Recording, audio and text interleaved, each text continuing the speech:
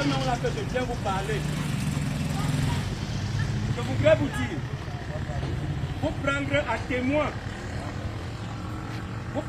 témoin, vous qui avez vécu les événements de lundi jusqu'à ce jour, que les autorités du département des Bamboutos, de l'arrondissement de Mbouda en particulier, ont été très tolérants avec nos enfants, quelle arrogance, nos petits frères, nos amis. Nous avons été très tolérants. J'espère qu'ailleurs dans le pays, vous avez suivi le bilan. Mais ici, je pense que jusqu'à présent, chaque parent a encore son enfant à la maison. Chaque parent a son enfant à la maison. Maintenant, une menace de peuple. le message de paix que je voudrais vous passer, c'est dire à vos enfants, à vos amis, à vos frères, parce que ceux qui font ce travail, vous les connaissez tous. Vous les connaissez, c'est moi. Je connais certains.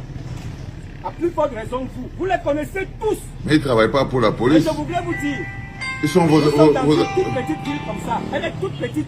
Nous nous connaissons tous. Je voudrais vous dire, nous les avons tous identifiés. Parlant de ceux qui sont encore dehors et qui continuent à défier l'autorité de l'État. Quelle autorité? Ils sont tous formellement identifiés. Et alors, parce que nous avons été très tolérants jusqu'ici, dans l'arrondissement de Mbouda et dans les Bamboutos. Ils sont tolérants envers le peuple qui s'exprime. Parce que je répète, ce sont nos amis. Eh, Nous vivons Seigneur, ensemble. quel peuple. Ce sont nos petits frères. Ce sont nos enfants. On a été très tolérants. Allez à la maison. Et ils menacent passez-leur toujours. le Hein. message. On a été La très vérité. tolérants. Celui qu'on reprend en route, quel que soit d'abord, ce n'est même pas quelle que soit l'heure. Il y a une heure où on te prend en route, ça devient le grand banditisme. Ça devient le grand banditisme. Ils n'ont même plus le droit de La marcher en route. récréation est terminée.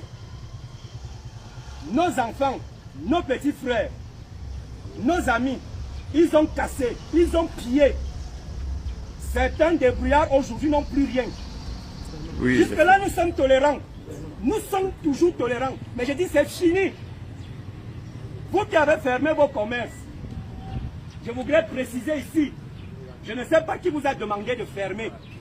La plus haute autorité de ce département n'a jamais pris un acte pour vous demander d'arrêter vos activités. Mais c'est surprenant que 3 jours, 72 heures après, vous êtes toujours fermés.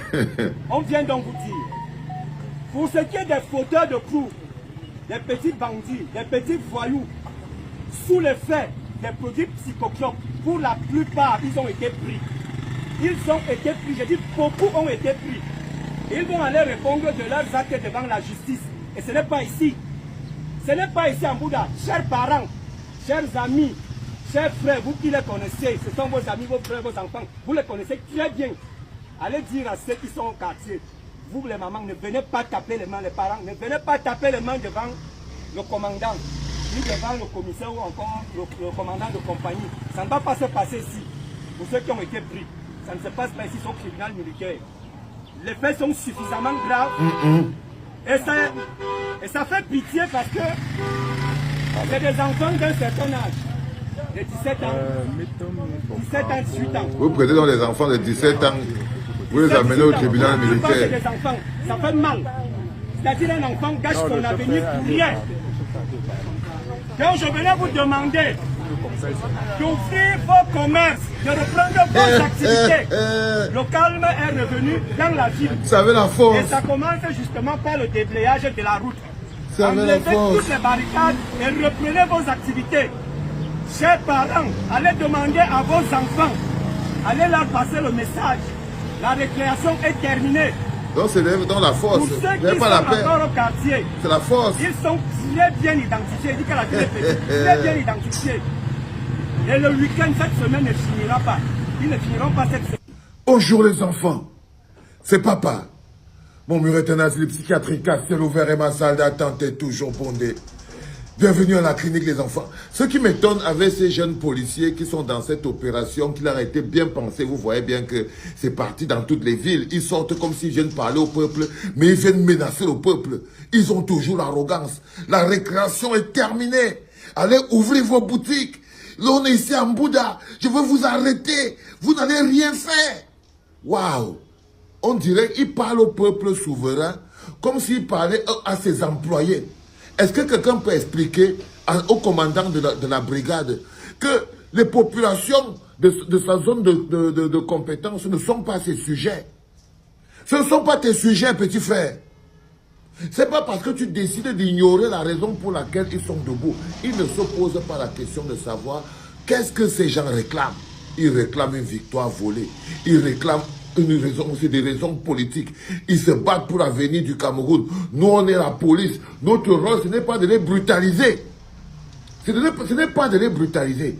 Vous comprenez quand on vous dit que vous êtes la milice de Paul Biya. Quand vous forcez les Camerounais qui sont fâchés, en colère, parce qu'on a volé leur vote. Ils décident que non, ils ne vont pas ouvrir les boutiques parce qu'ils sont fâchés. On a volé leur vote. On a volé leur avenir. Vous voulez les forcer à ouvrir les boutiques parce que vous voulez faire croire aux gens que tout est normal. C'est-à-dire que vous giflez un enfant et vous lui demandez de sourire. Vous lui volez son avenir, vous lui demandez de danser. Vous le crasez, vous lui demandez, va ouvrir la boutique, tu passes. C'est-à-dire qu'ils croient qu'ils ont même déjà la main mise sur nos émotions. Ils croient nous contrôler au point où c'est eux qui ont la télécommande de nos émotions. Quand ils appuient play, on doit rire, même s'ils nous ont fait quoi. Quand ils appuient stop, on doit arrêter. Quand ils appuient encore play, on doit encore rire. S'ils nous disent de pleurer, on pleure. Ouvrez les boutiques, on ouvre. Fermez les boutiques, on ferme.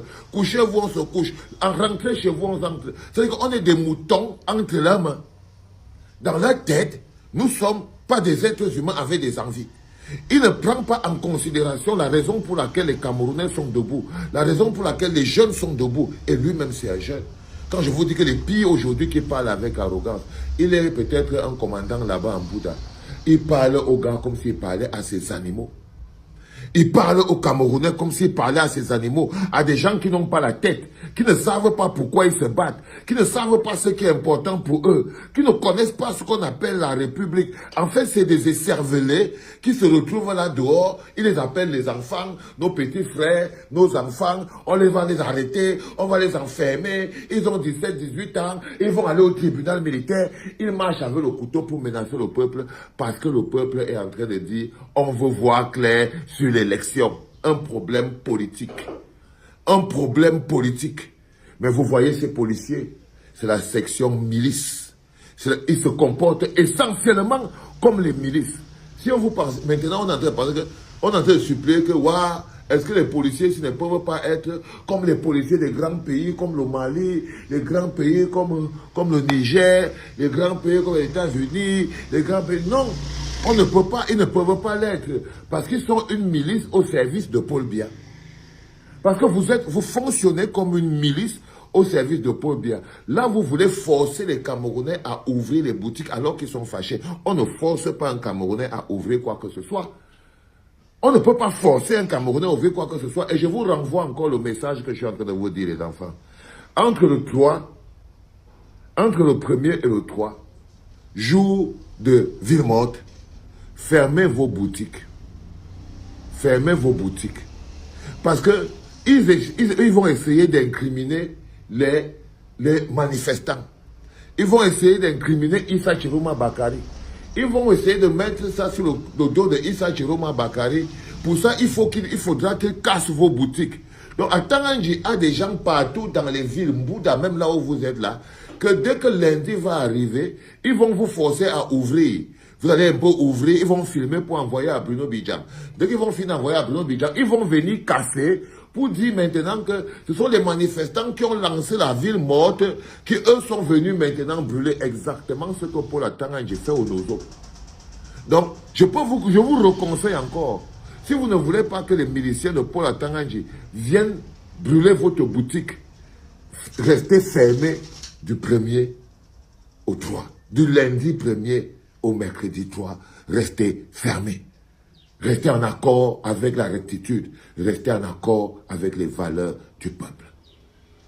C'était papa. Comment tu peux aussi regarder une vidéo sans t'abonner? Abonne-toi. Surtout clique sur la cloche de notification. Ça, c'est la page de Buzz. Si tu veux être au courant des buzz et toutes les actualités au 237, abonne-toi et clique sur la cloche de notification. Partage aussi pour m'encourager. Surtout, si tu as quelque chose à dire, papa, lâche un commentaire.